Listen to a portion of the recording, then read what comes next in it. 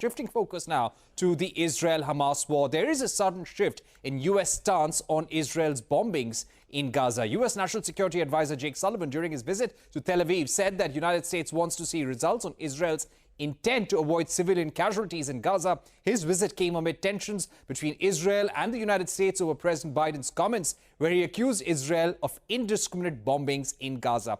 That said, the U.S. is not withdrawing its support to Israel in its fight against Hamas, and that was also seen when Jake Sullivan traveled to the West Bank, which has been now occupied by Israel. But the U.S. does not support Israel's plans to reoccupy Gaza. Jake Sullivan reiterated that the Palestinian Authority needs to be revamped and revitalized in terms of its method of governance. However, Israel's Prime Minister Benjamin Netanyahu had said Israel will have the overall security responsibility in Gaza for an indefinite period after the war ends. So where is the conflict headed? Will the United States consider strong condemnation of Israel's aggression in Gaza? And is the war ending anytime soon? Joining me now to take this forward is Clayton Allen, U.S. Director for the Eurasia Group. Clayton, thank you very much for joining us. As we were discussing a short while back with Nelson Cunningham on the U.S. election race, clearly the wars that U.S. is involved in the Middle East and in Ukraine will be an issue in this election. Do you think the politics on the ground is prompting the Biden administration to change stand as far as the Israel war against Hamas is concerned? Do you see an actual change in stand? Not really.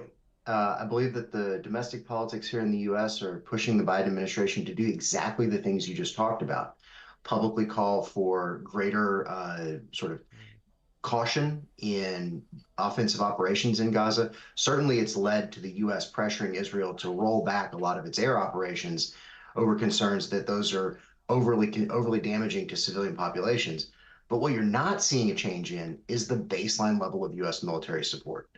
Two really important facts. One, the White House said earlier this week in no uncertain terms, it will not condition any future military assistance on a change in Israel's strategies. Second, last week, the U.S. utilized emergency authorities to accelerate weapons deliveries to Israel that are needed for ground defensive operations. Both of those data points suggest that while the narrative is shifting towards greater caution around civilian casualties, the basic level of military support is unchanged. Right. Now, as far as the Jewish voter or the American Jewish voter in the U.S. election goes, how significant is this as an issue for both the presidential candidates right now, from the Democrats and the Republicans? It's a pretty significant issue. I think there's three groups to look at. You mentioned Jewish voters. I would also point out younger progressive voters who are by and large dissatisfied with the U.S. approach and are starting to indicate less sort of enthusiasm for Biden as a result. And also you have to remember Muslim Americans who have indicated a strong drop in polling support for both Biden and Democrats more broadly. You know, individually, none of these groups is massive, but they are all very important parts, especially of the Democratic base coalition. So diminished enthusiasm among those votes is definitely a headwind for Biden heading into re-election. For Trump, the issues or for Trump or Republicans, the issues are maybe less extreme.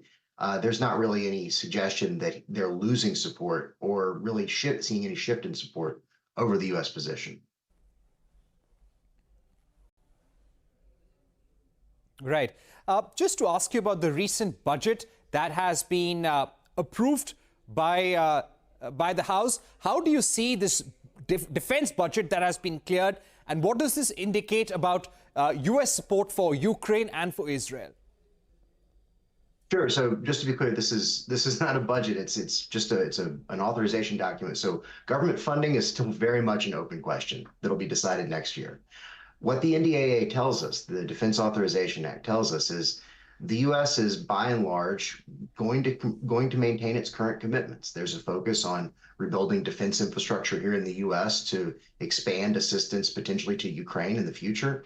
And there's language that, again, is supportive of the U.S.'s partnership with Israel, which spans back multiple decades and has been a feature of basically every NDAA in years past. Right. Now, finally, as far as this war goes, in terms of bringing the war to a close, What kind of attempts do you expect the Biden administration to make in the next few months now, Clayton? So that's the most important question that anyone can ask. And right now, what we're seeing is that the administration is not focused on ultimate resolution. Instead, they're focused on moving the conflict into the next phase. You see that reflected in Sullivan's comments about greater caution towards civilians. You see that in U.S. pressure against ongoing air operations. The U.S. wants to see Israel move away from immediate crisis response and into something that looks more like a longer term and maybe more sustainable security sort of operation. That the ultimate resolution here, the ultimate status of the governing coalition in the West Bank, in Gaza or elsewhere, I think is an open question and one that unfortunately Washington doesn't have a great answer to right now. And finally, coming back to the U.S. election, because this is all happening at a time when U.S. is going to polls, and this will be an issue, as you also pointed out. In case this war escalates in the Middle East, will this negatively impact the Biden administration, the Democrats? Absolutely. Absolutely. An escalation, an expansion of this conflict, an expansion of any conflict would be a net negative for the Biden administration. Right now, the world is lurching between crisis to crisis. Any one of those crises growing larger puts additional strain, not just on the U.S.'s ability to respond militarily, but also economics. It puts additional pressure on inflation, potentially roils global oil markets. All of those things are negative. So absolutely, an escalation in this crisis would be a negative for Biden heading into his reelection.